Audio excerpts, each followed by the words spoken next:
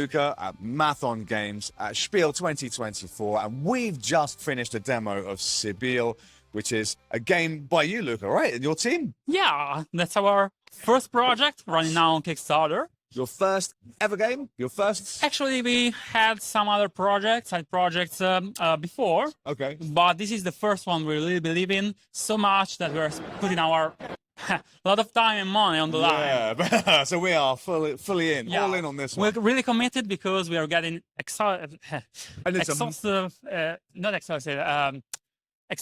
feedbacks from the players. Yeah. And we really enjoyed the game ourselves. We've played 100 or more games trying to tune all the, let's say, actions and the possibilities in the game. So what is it? What is it that we're looking at? This is Sibille.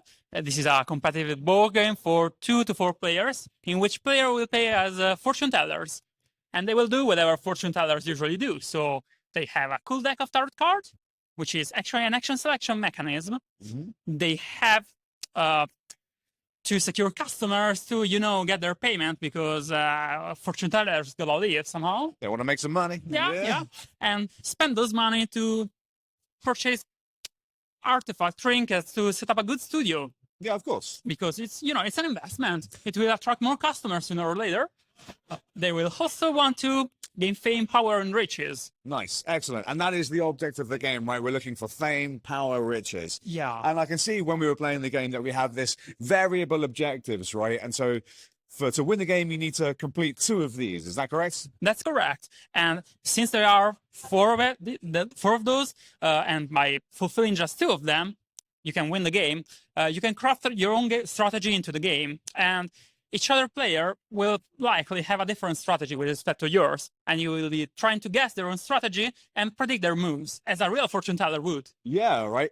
And that's one of the things I thought was really interesting about this game, where you have this prediction mechanism. Mm-hmm. So when you're selecting actions, right, Luca, you have 3 that you're going to activate, and then 3 that you think other players will do, right? That's correct. That's such a cool... Where did that idea come from? So it was the, let's say, seed of the game itself, because we really wanted a game that asked for you to pay attention to the other players and their own strategy and the board state, of course. And we said, hey, you should somehow try to predict plays. And this was about something that led to the fortune teller team, and then the fortune teller led to the tarot cards, because we had to provide many actions. I see. Nice. And that's where it all started. Yeah, amazing. So that was the kind of seed of the idea, and then the theme grew around it. Mm-hmm. No, it's really awesome. So let's talk about some of the other mechanisms of the game. So you're trying to get your customers, and they're going to give you different resources, right? And we have this track here. What does this represent? So this represents the fame and power you are building in your game. How well you're known and how powerful you are. Maybe, some customer wants to be partnered with a really well-known fortune teller, and they only trust them. So, for instance, this customer over here will look for the most famous one. So you'd look to the track and see who has the most fame, and then that customer will go to that player. That's correct. Nice, okay. And obviously some of these will also look for the player with the most money or the most crystals, etc. Yeah, each customer has their own will, and they will move accordingly. So if you want to secure that customer, get ready to fulfill their demand. Yeah, absolutely. So what's the status of Sibille, Luca? You had a successful crowdfunding campaign? Mm-hmm. Right now we are having a successful crowdfunding campaign. It's still online. We funded in 2 days. Wow, 2 days. It's amazing. 2 days. Thank you so much. No, really, really cool. So it's still going. How long is it going for? Oh, it will be taking 30 days. Because we are really confident in our product, and we are demoing here in Essen. We also did in Italy, but we wanted also to have an international panorama, international setting, because we want people to come back from Essen after playing and say, hey, actually the game is looking good, but it also plays good. So I want to go and back that. Cool. Yeah. Okay. Will there be late pledges available as well if people want to? Yeah, they will. Fantastic.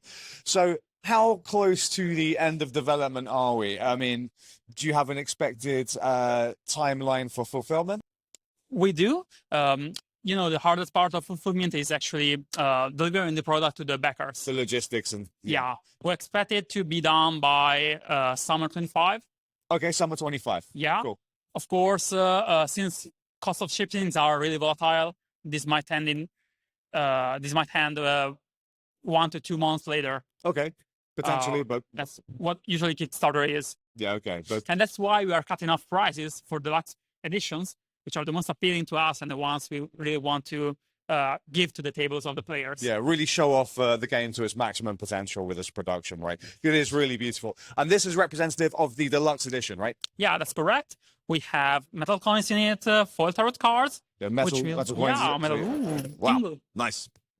We feature premium acrylic components with 3 layers of printing, which give an illusion of depth. Nice. There are, with the shadows And those are the core differences between the premium and the base box, are they? We also have a first player miniature. Nice. Right here. The Sun Mini. Nice. Yeah. And additional content in terms of both objectives and the marketplace, which is an extension over here, meant to hold the most powerful artifacts, which are not so accessible, but once you unlock them, they will be game changers. Amazing. Yeah. Fantastic.